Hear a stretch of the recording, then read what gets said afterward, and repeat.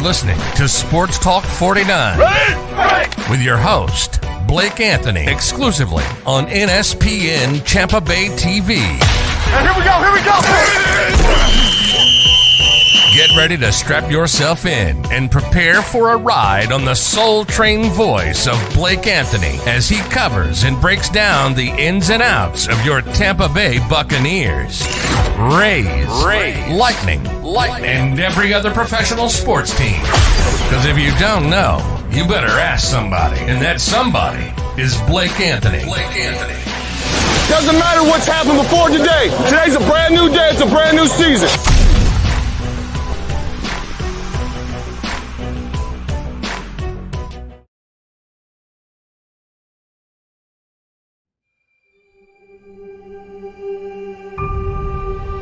Tom Brady seems to actually be excited about the prospect of playing in Dallas. The Buccaneers have the best odds, according to Vegas, to win the conference. Listen, this game is going to come down to defense. I don't think Dallas's defensive line is good enough to take advantage of the Bucs' offensive line. Tom Brady don't normally lose opening night. No, but opening night at Jerry World might be a different story. You just see his competitive nature. Like he has that fire inside of him. He looks to kill you. You know, he wants to step on your throat like you're a roach.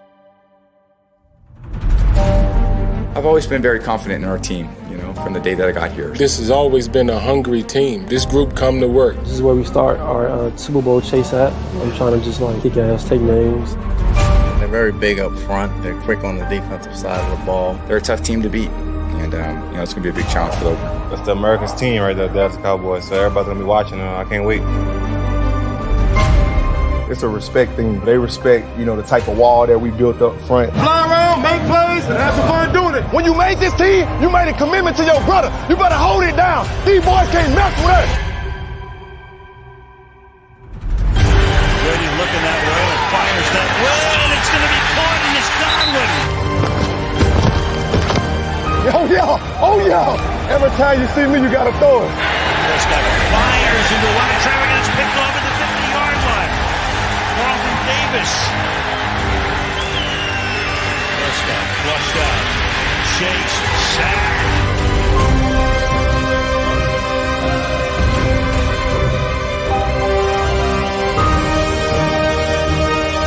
Who are you though? You ain't nobody. Sit your sad ass down. Suck up trying to win it. Got it. They finally have a kicker in Tampa Bay.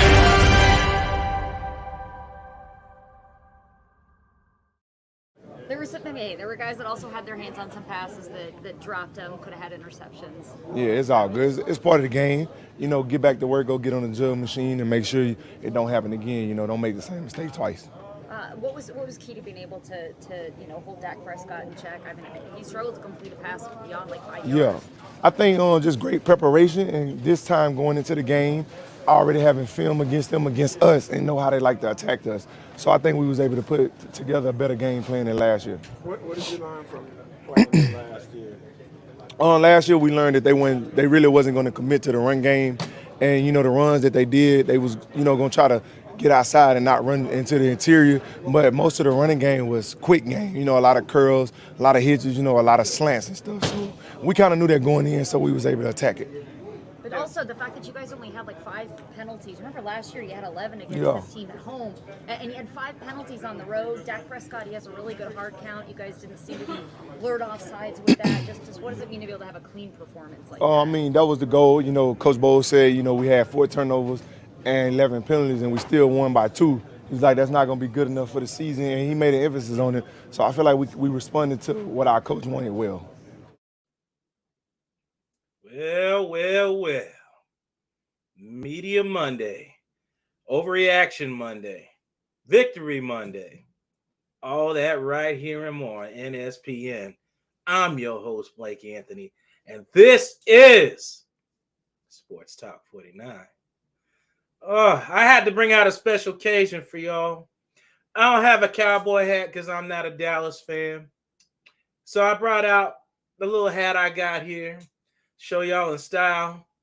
I don't normally pull out the cigar unless somebody gets a big contract, but I felt today was special. Today was special. It held something near and dear to my heart. And it was that the Dallas Cowboys got their butt whooped on Sunday night primetime football in front of the world. And I know, Dallas fans, you're upset.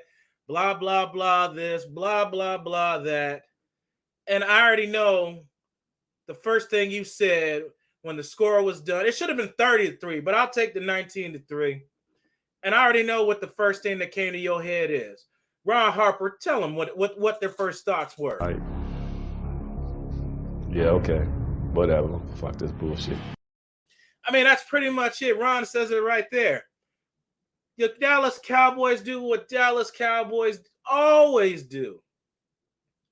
Disappoint. Come up short. I thought everything was big in Texas. I guess apparently it's not when it comes to Dallas Cowboys. I thought everything was copacetic. Everything was fire and ice there in Dallas. But apparently it's not. It was quite underwhelming. I'm Blake Anthony, Mr. Controversial for the 2022 season. And this is how I'm going to be from week 1 to week 17 and beyond. You may not like everything that I'm going to say. And frankly, I don't give a damn. I'm going to tell you exactly how I feel about whatever topic it is. I'm going to tell you what I know is going on and what I don't know is going on. Those are things you're going to get if it's your first time talking to me or watching me for that matter. I put the link in the description box if you want to join. It's there. If you want to join and say your piece about the game. But you heard from Devin White. I'll speak on that later. You'll hear from Tom Brady in a little bit. But we'll start with, I thought Akeem Hicks would have a key part, and he did. A lot of the blitzes that were successful, they were based off him. As I showed you in the Akeem Hicks in the pregame, he demands a double team, which allows somebody to get through to make those blitzes happen. And it did. 2 sacks for Devin White. But we'll talk about Devin White later. First thing we're going to talk about, was that Leonard Fournette's best performance as a Buc? Lenny's had some pretty good runs in his tenure here in Tampa. That one was pretty good. He beat down and beat the hell out of the Dallas Cowboys. And he didn't just do it running the ball. He did it pass blocking, something, I love you, Peter, but the victim of value couldn't do. Pass block. If you don't know what I'm talking about, I posted this morning a controversial video that kind of got some NFL players pissed off. If you don't know what I'm talking about, go to my Twitter at BlakeAnthony49. And, it's kind of, I guess it hit a nerve because I know his uncle. I met his uncle right here in Tampa Bay. We were out having drinks together long before I started doing this media game. Check this out. No.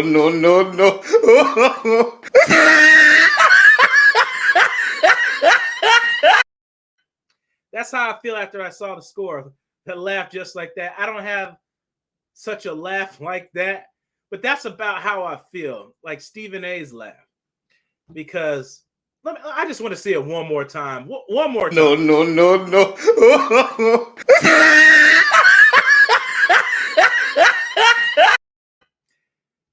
And Micah Parsons is pissed off, thinking it was a dirty blow. They talked smack to each other in their first matchup. And he got put on his ass. I'm sorry. He just got put on his ass. You call it what you want to call it. Everybody knows what happens when you come off the edge. The running back chips and moves on. Instead, he's mad and he's upset and saying pretty much. Yeah, okay. Whatever. Fuck this bullshit. And talking about that play's not allowed in football. That play's not this. That play's not that in football. It's what else do you want? That's what's supposed to happen on primetime football. Big hits, excitement. What the hell else do you want to happen? Are you not entertained? Are you not entertained? But instead, Cowboys do what Cowboys do best. Find excuses and run and hide when stuff hits the fan. Like this guy.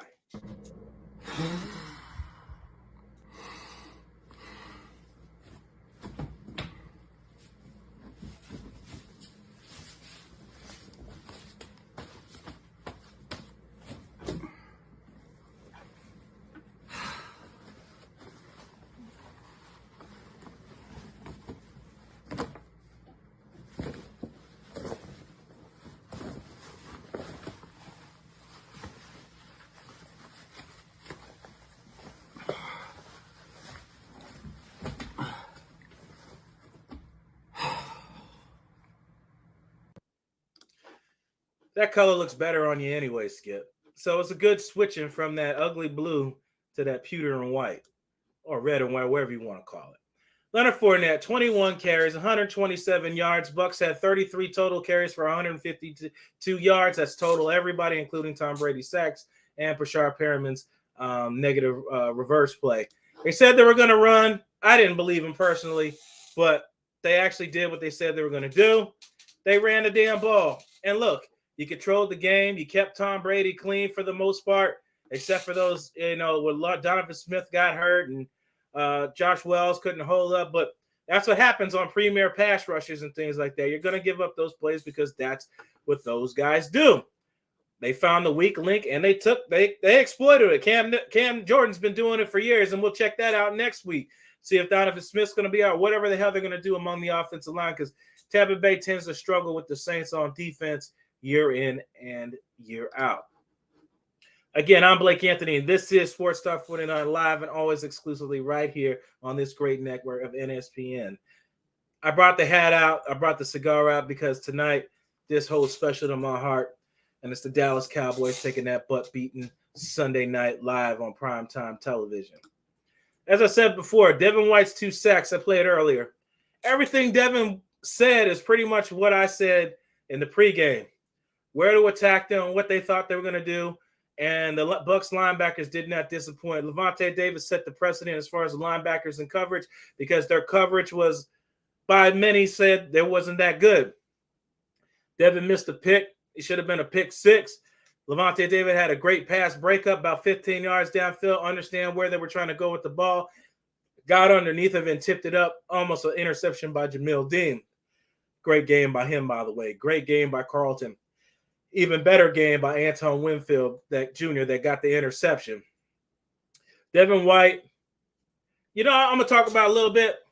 I said it's going to be tough. He might reciprocate that starting the season off with 2 sacks, just like their rookie Micah Parsons had. He had 10 sacks in that year that he didn't make even a damn Pro Bowl. It's kind of crazy how that happens. I said that's a year that players dream about having, and he had it and didn't make All-Pro or Pro Bowl that year. But here we are, year 3. Nonetheless, whatever it is, year 4, whatever, it is what it is. They got to start talking about contract extensions between him and Anton Winfield. You got to keep these guys. One guy on the second level, and then the next guy on the back half. Devin White came out and played great. I don't really have much to say about him because that's what we come to expect. Keep doing the damn thing, Devin White.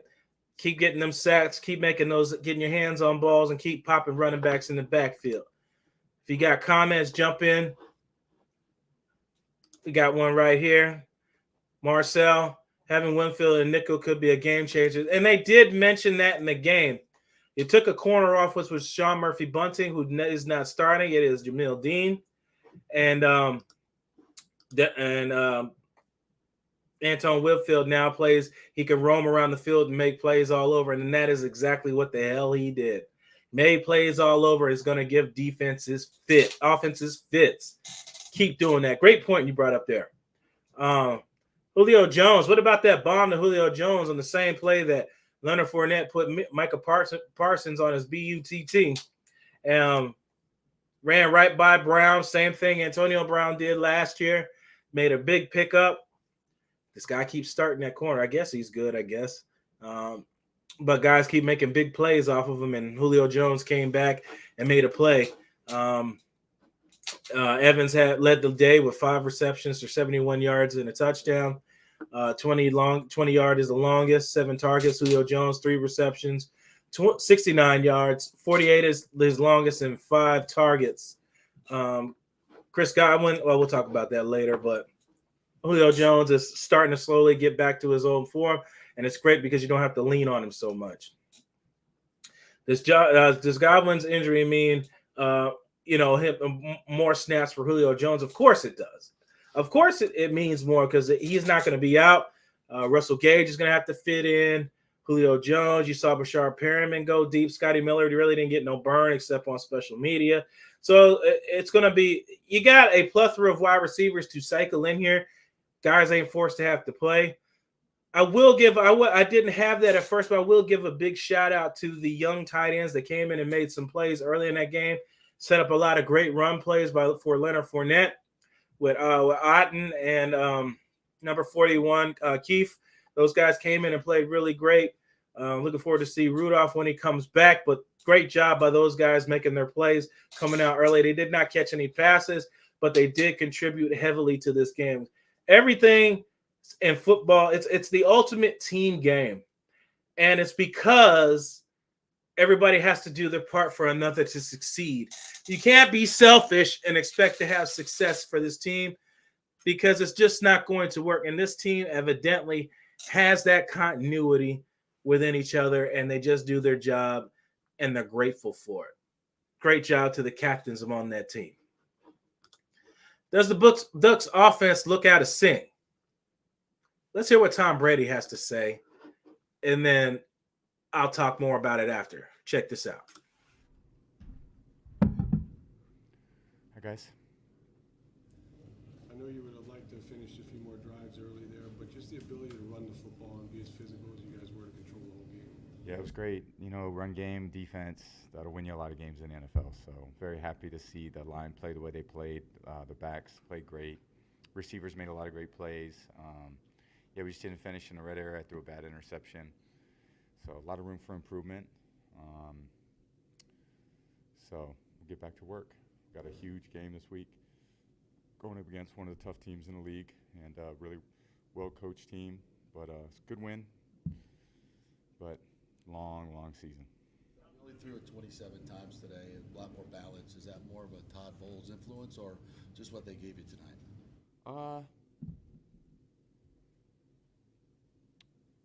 Not sure. Yeah, I mean, look, I think we'd love to throw the ball and less and control the game and run the ball and play great defense and get turnovers and don't turn it over and score in the red area. I think, we did a decent job, moving the ball. We just couldn't quite get it in the end zone. And, I think there's a lot of things to clean up. Communication stuff, we got to be on the same page, which we were in some areas, but other areas we really weren't. So, long way to go. To have the defense play as well as they did early on, how much did that help kind of take some of the pressure off the red zone issues? Well, I think that we'd like to score every time we get in the red area. The reality is you work hard to get down there. You got to finish it off and score points. And, you got to score 7. If we score 7, it's a very different game. So we'll get to work on that. Part of the game, but when you lose Chris Godwin, I know you were able to get him that first pass and lose Donovan Smith in a game. Just how difficult was that? Yeah, there's a lot of tricky things tonight. Just guys coming in and out, and not sure who was going to play, and guys played, and then they were in, and they were out, and we were rotating people, and Donnie got hurt, and it's just not a lot of fluidity. So that's the reality of it. It's not always the most fluid sport. You're always doing things to adjust, but I think we're going to find some things that we liked out of the game. There's plenty of things we're not going to like, and we're just going to have to work on it and get better. With you, everybody's open, right? But was there a concerted effort to get Chris that first pass? I think anytime we get Chris the ball, it's a good thing. He's an amazing player, and keep finding ways to get him the ball. Be a great thing for offense. You've seen a lot of great pass rushers throughout your career. What makes Micah Parsons effective as he is? I think he's so long, strong, explosive, athletic. He gets on edges, and he's a dynamic pass rusher. So he got me, I don't know, once or twice tonight. Twice, yeah. He's tough. We just didn't execute very well.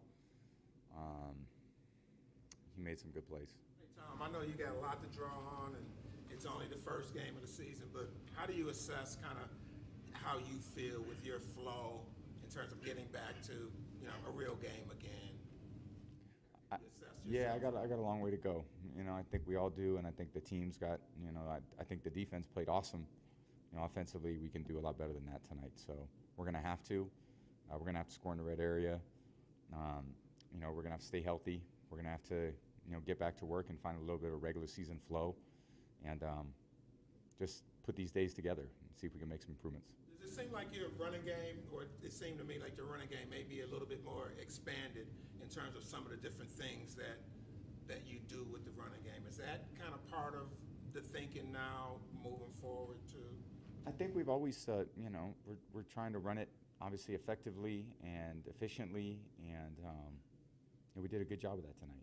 So, yeah, that was good. That was good. And I think we're gonna, obviously, the better we do with things, the more we're gonna use it. And certain people. Look, we got a lot of new players in the interior part of the offensive line, at tight end. Rashad's a new running back. A few new receivers in there blocking. So, every year different things happen, different things kind of take shape with the team. And, as the season goes, I always think you get more of the good, less of the bad. The more you study yourself, the more you understand how teams are seeing you, the more you can complement the things you do well, and it just, throughout the whole year, you just keep, putting different things together. So. What did you think Julio was able to give you tonight? First whole game you played with him, obviously. He made a big catch, ran some runs. Yeah, made a huge catch on the go route. Had some good, balls that, were in his hands that, he's hard to get down and get him in space. He caught a curl route, which was pretty good. I missed him on a slant early. It just was a bad throw. But I have a lot of confidence in him. We're just going to keep growing and getting better. And, he's a true professional. I love working with people like that it's important to them. They care a lot. I love playing with a guy like Julio, and been very fortunate here to play with Chris and Mike, who really are in that mold. I think the three of them together. Cam's a real pro. Lenny's turning into a real pro, even as a young player. So there's a lot of good leadership at different positions. Tristan, Donnie, we lose a guy like Ryan, and Hainsey steps in. Luke did a good job. Shaq does a great job. Played a lot of football with him. I know he's a warrior. So we've got a long way to go. This is just the beginning, and this one game, and certainly wasn't all great out there. There's a lot we can do better, and that's what we'll try to do better next week. Talk about some of the fluidity and the different guys coming in, but when you get down to the red zone, you have Mike Evans. What's it like having him down there and knowing you can depend on him? It's awesome. I mean, he's as dependable as they come. He's a great player, tough, hard-nosed, so tall, long, dynamic. I love being out there with him. That fade to Mike, was that a check, or did that call come in? That can come in any time, on the quarterback. So Mike's open, he gets it. So we talk about everything. So thank you guys. Come from Germany. Yep, yeah. Came all from Germany. To the game of you coming to Munich in November, the whole country is hyped that you got coming to your team. So what are you thinking about it? Are you really looking forward to that? Yeah, it's quite a ways away. It's like in football years, it's a long way away, even though it's probably not that long. But we got to get through some other really tough games in the meantime. But I think, in my experience, those are some of the great memories that I've ever had playing. 2 games in London, 1 game in Mexico, and obviously going to Germany. Yeah, that's good. Let's keep it up. But I have some German roots too, so it should be a really great trip. I've never been to Germany. Where in Germany you got your roots? I don't. But yeah, thank you guys. I appreciate it. All right. Class act, Tom Brady. I'm Blake Anthony. This is Sports Talk 49 on NSPN. I've said what if you're just tuning in, I got the hat and the cigar out because the disarray of the Dallas Cowboys is just bringing me great joy for this Victory Monday, Overreaction Monday, whatever the hell Monday you want to call it. And I usually, if you ever see me with this is usually for when somebody gets paid and gets the contract. Like when Lamar gets paid, I'll pull out a stogie for him because that man deserves it. But I don't know if it's going to be in Baltimore. I'll try to get some interviews in and see what I can learn about that. I'm always trying to learn different things day in and day out. Oh, boy. So let's dissect what Tom Brady said there a little bit. I thought that part was funny. I don't know if you caught it or not. How he said, did the call come in to throw to Mike Evans? Or did you check to that? One, Tom Brady gave the best answer ever. I'm the quarterback. It can come there anytime I want it to. And he said, when Mike's open, I throw it to him. Damn, that's kind of a slap in the face to Diggs, right? The guy last year that had, 11 interceptions or whatnot? So you saying he's open, which he was, and made a highlight for the year, NFL year, not just for Buccaneers, a one-handed grab in the end zone over Diggs, the guy that's supposed to be such a lockdown corner. Doesn't look like he's very locked down because everybody was open against him last night, making all types of catches, plays, whatever. So the only time you shine is against guys that aren't good. We'll see. Mike Evans is obviously going to be a Hall of Famer. It's going to be in the Buccaneers Ring of Honor. And he didn't look too good last night. Talking about Diggs, the corner, number 7. Whatever. It is what it is. Bucks came away. And the other part, like I said earlier, it's a different complexity in the game when you're making 7s instead of kicking 3s. It's 30 points at minimum. And you're right at what I thought they would be at, 28. I had them beating them by 2 scores anyway. So it was about where I said it was, but just not the score. But the Bucks should have put up 28 points minimum. Just offense kind of sputtered out and protection didn't hold up when they were in the red zone. And it is what it is at this point. So the Bucks did what I thought they were going to do. They were going to manhandle the Cowboys, and they manhandled the Cowboys. The Bucks were obviously the sheriff, and the Cowboys were the deputy. And this right here kind of sums up what happened to him. No.